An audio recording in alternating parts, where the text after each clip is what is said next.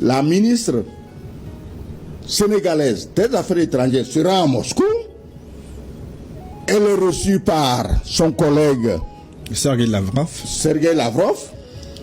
Elle tient un discours, mais on croyait que c'est Abdoulaye Diop qui parle.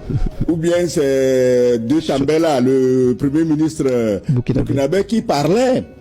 Elle dit quoi? Renforcer la coopération. Et la Russie est déjà engagée à la construction d'une usine de montage de camions Kamaz. C'est une marque russe, c'est du robuste. Ce n'est pas les tôles froissées, refroissables qu'on nous fourgue ici depuis des années. Du Kamaz, c'est du solide, c'est de l'acier. Alors, ils construisent ça où? Au Sénégal. Ce que le Mali n'a pas encore eu, le Burkina n'a pas encore eu, le Niger n'a pas encore eu, la Russie construit ça au Sénégal. Elle ajoute quoi? Qu'on va importer du blé. Mais parce que avant tout, il faut manger avant de pérorer sur les soi-disant démocraties, les soi-disant droits de l'homme, les soi-disant libertés d'expression qu'on a complètement assassinés, tués dans les pays occidentaux.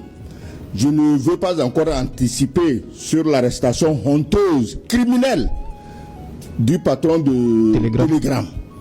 Voilà comment on a tué la liberté d'expression qu'on vient nous recenser ici. Et les Africains, nous sommes tellement naïfs que nous ne comprenons pas que la liberté d'expression n'est utile que si elle sert la cause de celui qui la professe.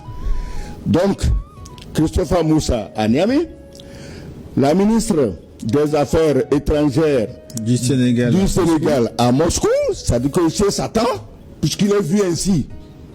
Le pauvre Poutine, aujourd'hui l'homme le plus puissant du monde, l'homme le plus honnête du monde, le seul, quand il dit je te fais ceci comme aide, il le fait.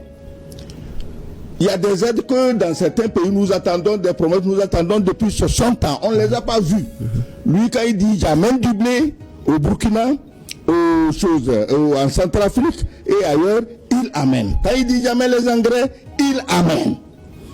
Si ça se passait comme ça avec nos partenaires d'hier, nos pays ne seraient pas tombés dans la misère à tel point que on convertit nos enfants, nos jeunes à l'homosexualité avant qu'ils ne trouvent à manger. Donc on voit que cette misère qui nous est imposée a été faite à